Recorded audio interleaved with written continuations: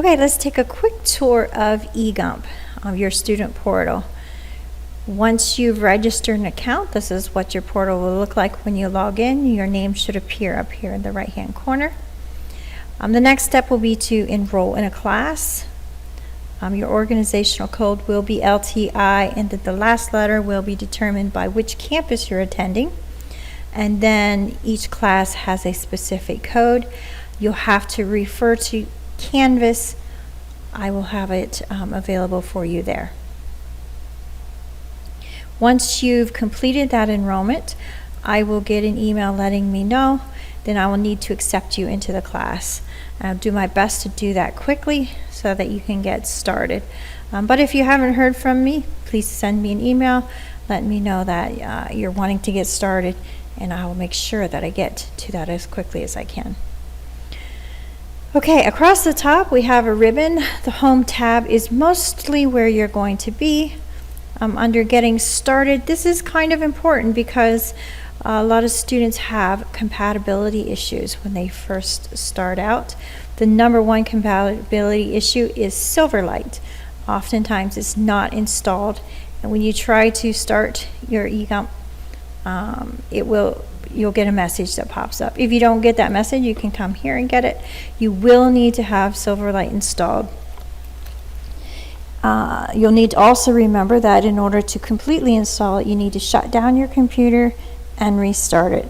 That's the number one problem students have. They say, I've installed Silverlight and it's still not working, but as soon as we shut down their computer and restart it, they have no problems getting in.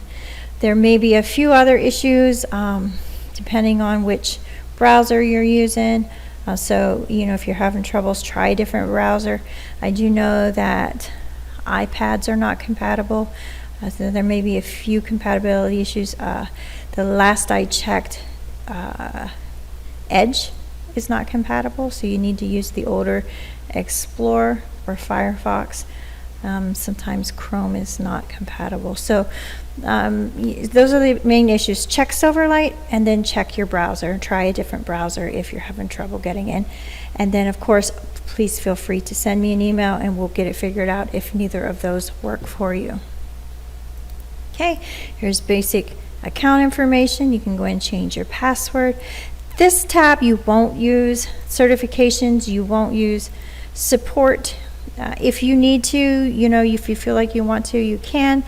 They're very slow at getting back to you. I would use myself as your first point of response or your first point of contact.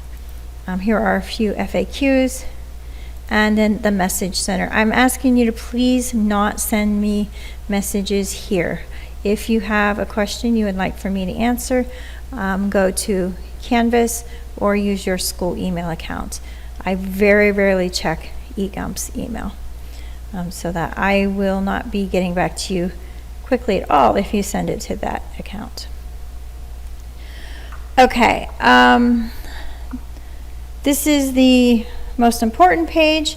Let's take a look down here. Your ebook is available in the bottom left-hand corner. Take a look, open it up. I'm going to open it. You can save it to a thumb drive, an SD card. You can print it. It's quite long. It'd take a lot of pages, but if you're the paper and pencil kind of person and you need to highlight, you like a book, you can print this as well. Just take an overview of lesson 1. It always starts out with the lesson objective, the overview, then the terms to learn. These are important because for one thing, they'll be on the quizzes in Canvas that I assign to you every week. And the vocabulary terms comprise 20% of your final examination. So make sure you're learning your vocabulary as you go along. Learning 8 is a whole lot easier than learning 70. So learn them as you go along. Save yourself some frustration and time. And it's an easy way to boost your grades. Okay, then they'll have a specific number of points to remember for each lesson. This one has 4 points.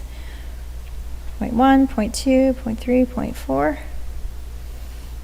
Okay, so that's the basic overall structure of each lesson. And again, you're welcome to either download that or print it out. Right below your ebook, you should notice a key number. If this is your first time taking Egumpp, you'll have number 1.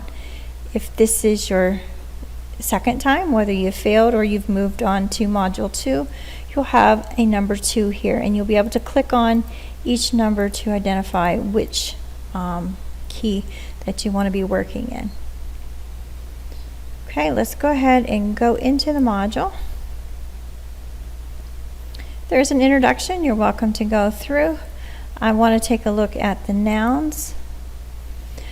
At the beginning of each lesson is a video.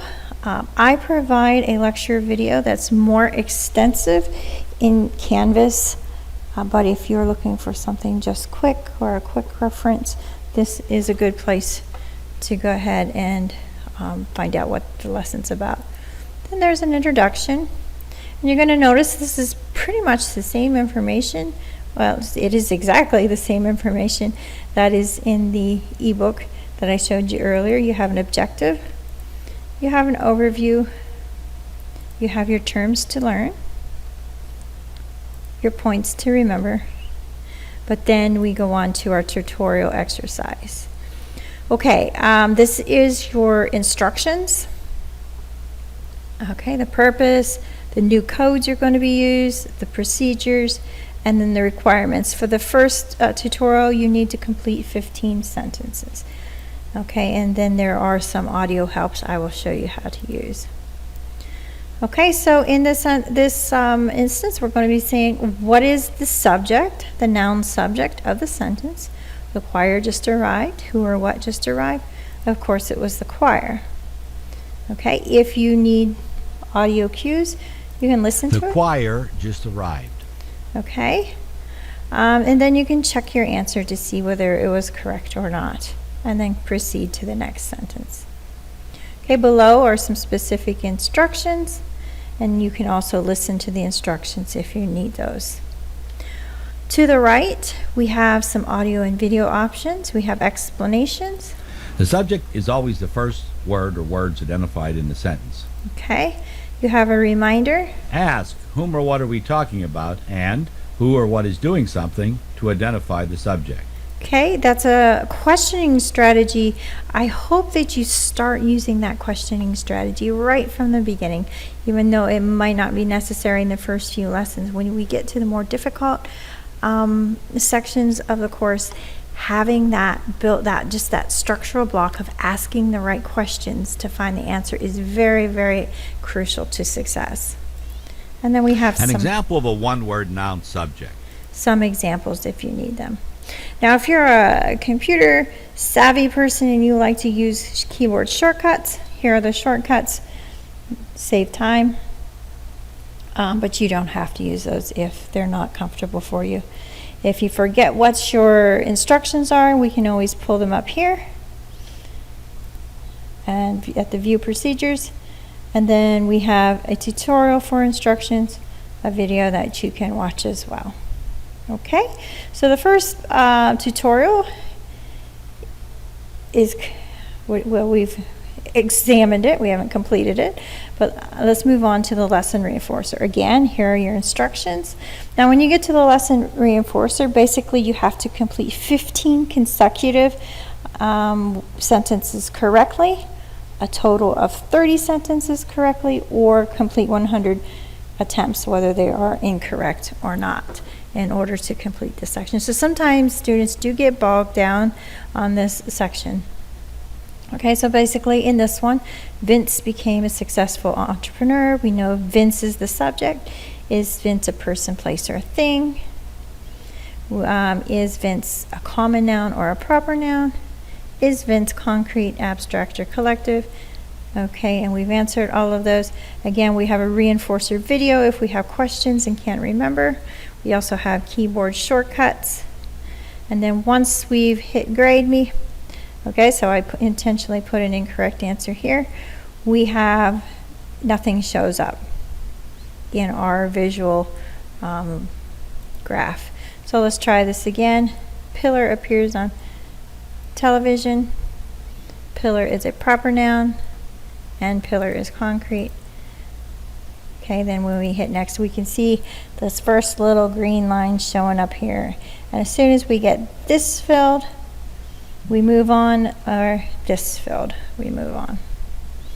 Okay, let's move on to the mastery test. This is what's going to appear in your grade book. Okay, here we have the instructions again. All right, where is your school? Who or what are we talking about? We're talking about the school. And remember, it's a question, so that puts it all kind of out of order for us. Hit the answer. Okay, this shows our grade. Down here, we do have a grade explanation. We also have instructions if we've forgotten. Again, we can pull up the directions or watch a video. Now, let's try putting an incorrect answer in here. Let's say it's here, and grade me, and we see that that was wrong. Our grade reflects the incorrect answer here. But if we forget what we actually put, we can also come up here to correct my codes. This shows what your answer was. The correct codes show what the correct answer is.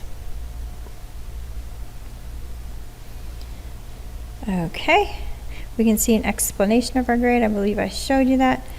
Okay, now remember, you can restart this as many times as you want. You don't even have to complete. If you know you got a 50%, you know you don't want a 50%, you can just start over by hitting the restart button, and that'll just take you back to the beginning. Okay, so let's go back to our page here. I wanted to point out flashcards. If you want to study your terms to learn, we do have flashcards. Here we have a noun such as boy, town, book that names an object that can be perceived by the senses. We display our answer. It's a concrete noun. We can also flip-flop that, so it's showing us the term, and then we have to remember what the actual definition of the term is. So that's a helpful tool. There are some writing, there really aren't any right or wrong answers or a way to correct, to find out if your answers are right or wrong on this, but it's a good tool if you want to do some practice. Okay, the last thing I want to show you is the report. You can come in here and you can take a look. I will be able to see this as well. This is your lesson results. This is for your mastery test. This shows me one thing that is very important to me is how much time you've been spending in your lessons. Because, you know, if you come to me and you say, I can't understand this, and you've spent 7 minutes, I'll note it. Probably you need to spend a little more time practicing and learning. But if you've spent 2 hours and 7 minutes and your grade's still not up there, then I will know that you need some more one-on-one assistance. So that's kind of helpful to us. But remember, these grades are not the reflection of your overall grade because you have assignments in Canvas and it's only a portion of your grade. Okay, that concludes our tour of Egumpp. If you have any more questions, please feel free to email me on Canvas or via the school email.